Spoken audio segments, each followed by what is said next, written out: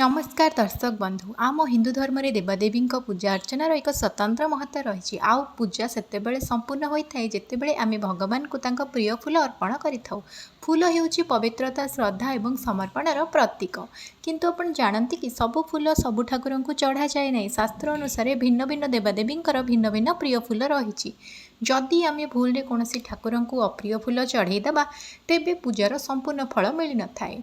तेणु आज भिडियो आम जाना क्यों ठाकुर को क्यों फूल अर्पण करने उचित एवं क्यों फूल आदौ चढ़ाइबा कथा नुह। वीडियोटी को शेष पर्यंत निश्चय देखंतु कारण शेष में आपको फूल सहित जड़ित एमती किसी नियम कहि जहाँ आपणकर भाग्य बदल पारे। चलतु आरंभ करवा। वीडियो आरंभ करने पूर्व आपको अनुरोध वीडियोटी को लाइक कर दिंतु और शेष पर्यंत देखंतु भल लगे सब्सक्राइब करदे। प्रथम आसतु जाना प्रभु गणेश।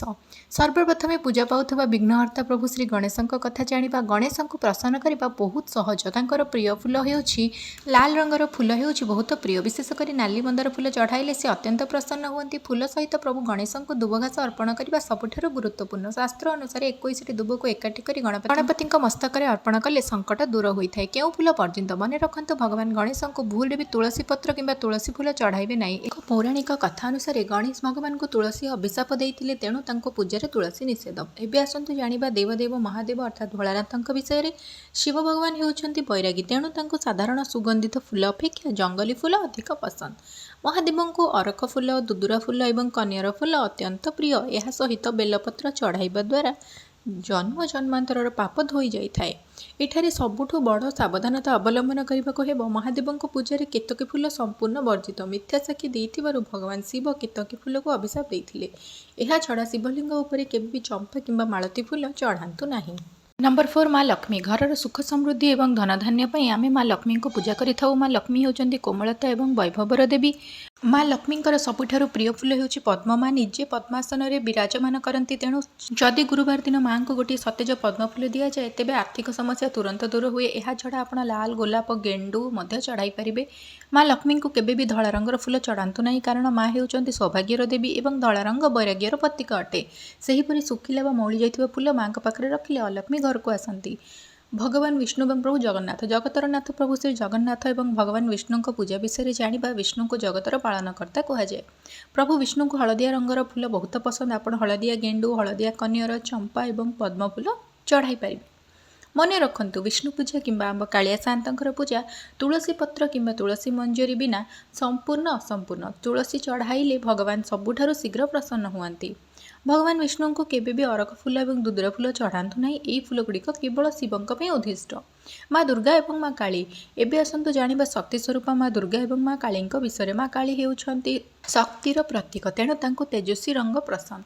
माँ दुर्गा को नाली गोलाप एवं मंदार फूल अत्यंत प्रिय। विशेषकर माँ काली को 108टी नाली मंदार फूलर माଳ चढ़ाइले शत्रुनाश हुए और जीवन सबु बाधा विघ्न दूर होता है। यह छड़ा माँ को केतकी और शेफाली फूल चढ़ा जाई पारे। माँ दुर्गा पूजा मध्य दुदुरा अरख भली फूल व्यवहार करा जाए नहीं। माँ सरस्वती एवं हनुमान जी। विद्यार देवी माँ सरस्वती हेउछन्ति ज्ञान एवं शांतिर प्रतीक। सेथिपई तांको धला किंबा हलदिया रंगर फूल जेमितिक धला पद्म पलाश फूल एवं गेंडू फूल चढ़ा जाए। सेहीपरि संकटमोचन हनुमान जी को प्रसन्न करने नाली गेंडू फूल गोलाप किंबा सिंदूर रंगर फूल चढ़ा जाए। हनुमान जी को तुलसी पत्रर माला चढ़ाइले से अत्यंत प्रसन्न हुअन्ति एवं शनि दोषर मुक्ति मिलता है। आसंतु जानिबा फूल अर्पण करिवार विशेष नियम। दर्शक बंधु आमे तो जानिले क्यों ठाकुर को क्यों फूल प्रिय किंतु शास्त्र रे फूल चढ़ाइबार किछि गुरुत्वपूर्ण नियम अछि जहाँ आपण निश्चय जानिबा कथा। बासी फूल चढ़ातु नहीं। सबुबेले सतेज फूल चढ़ातु किंतु मन रखु तुलसी पत्र और बेलपत्र केबे बासी हुए नहीं। एहाकु धोई आपण पुणी थरे पूजा करिपारिबे। भूई रे पड़िथिबा फूल गच्छरु आपे आपे भूई रे पड़िथिबा फूल को ठाकुर को चढ़ातु नहीं। फूल छिंचंतु नहीं। भगवान को ऊपर को फूल फिंगंतु नहीं बरं श्रद्धार सह तांको चरण रे बा मस्तक रे अर्पण करंतु। सुंघंतु नहीं। पूजा पई आनिथिबा फूल को केबे हेले निजे सुंघंतु नहीं। एहा द्वारा फूल अशुद्ध होई जाए। वीडियोटी को शेष पर्यंत देखिथिबारु आपण मानकु अशेष अशेष धन्यवाद। आशा करुछि आज ये वीडियोटी आपनको निश्चय भल लागिथिबो एवं आपणको पूजा आराधना रे सहायक हेबो। आपणकर सबुठारु प्रिय ठाकुर किए कमेंट बॉक्स रे जय जगन्नाथ बा हर हर महादेव लिखि निश्चय जणांतु।